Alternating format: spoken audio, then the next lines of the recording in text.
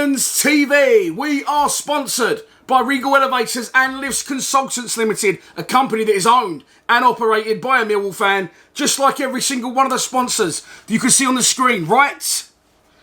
Now, if you are going to do a bit of business in 2022, then please keep it in the Millwall family by checking out all of our sponsors' website links in the description below. This is your preview show. They're coming thick and fast. Looking ahead to Friday night's away trip to face Norwich City at Carrow Road. It is live on telly, 8 PM kickoff. Can this topsy-turvy whirlwind of a start to the season continue? Let's start out by taking a look at the 11 that Gary Rowett might pick to get the job done. So, there's no point me telling you which team I would play because he will not play that team. So, we're probably best off guessing what he's going to go with. He has alluded to there will be definitely changes after the draw against Swansea. However, he did say that after Coventry.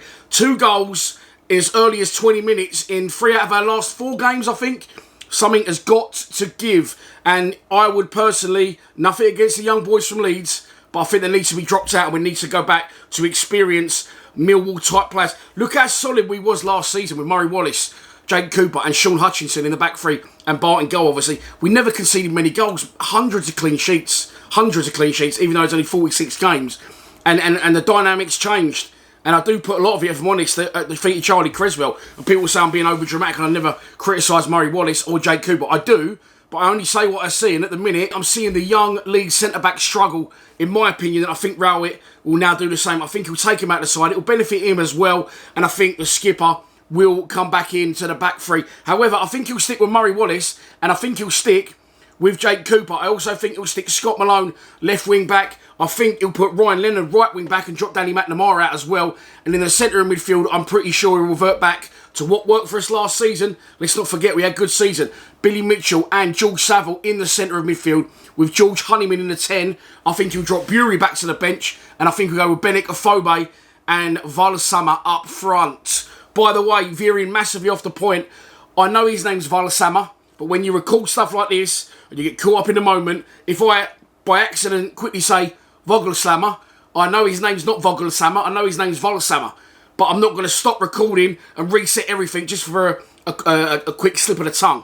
And I know, by the way, as well, that I completely forgot to mention the tackle of the century, Ryan Leonard, and I was pissed off with myself. And about 2 minutes into the edit yesterday, I realised I'd done that. I had written it in my notes, but I forgot to mention it. But this is life as a YouTuber, and I haven't got time to go, do you know what? Sack that, we're going to re-film the whole thing. It just doesn't happen like that. So I did notice Ryan Leonard's tackle in real time, and I will put him in the side somewhere. But I don't think he'll be in at centre-back. I think Rowett will play him at right-back. That's the team I think that Rowett will go with on the screen now. But I think that's a good side. I would like to see Bury get in there somewhere, which would mean either Honeyman dropping out or Honeyman dropping back into the centre of midfield. I'm not sure, but I do like Bury, and I think he's got a great future at the club. I think eventually, potentially, he could become our new number 10, but I think tomorrow night I'll probably drop him out and bring him on nice and early, though. Bring him on after about an hour to be an impact sub against Norwich. They are a good side that have come down from the Premier League. We'll get onto them in a minute, but we're going to be doing a lot of work without the ball tomorrow, which isn't probably Tyler's best work. In other news, we have got Tom Bradshaw and the Bermondsey Bergkamp. You remember him? Zion Fleming. They are both back in training today and are in contention to be on the bench at Carrow Road.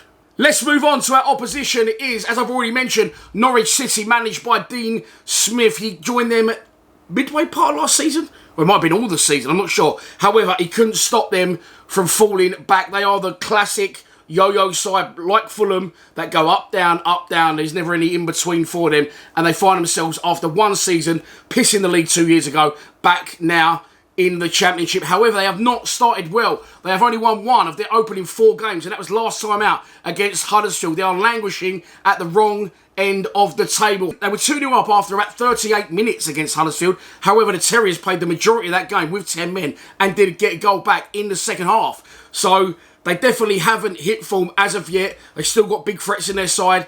Players that have played in the Premier League. Of course, Pukki is a big part of that. So it's a never easy place to go either. And I think I said we haven't won in 56 years or 65 years.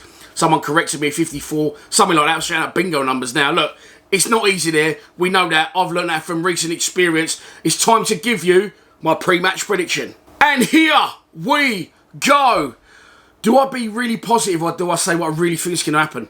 Look, I think we're going to make a game of it. Regardless, I don't think it's going to be a walkover. Do you know what? Fuck it, I'm going to go for it. I'm going for another outrageous, and I'm enjoying this outrageousness and this lack of defensive ability and this topsy-turvy crazy shit. It's what I asked for, and now I'm getting served it. I can't ask for a medium rare steak and then say, well, my steak's undercooked, mate. That's what you asked for. I'm going for a 3-3 draw. Fuck it, in the brand spanking new third kit, 3-3 at Carrow Road. And so that is your lot for this preview show. I am not going to be at Carrow Road tomorrow. I have thought long and hard about this. I did have a wedding to go to. I could tell you 1,000,001 reasons why I'm not going to Carrow Road tomorrow.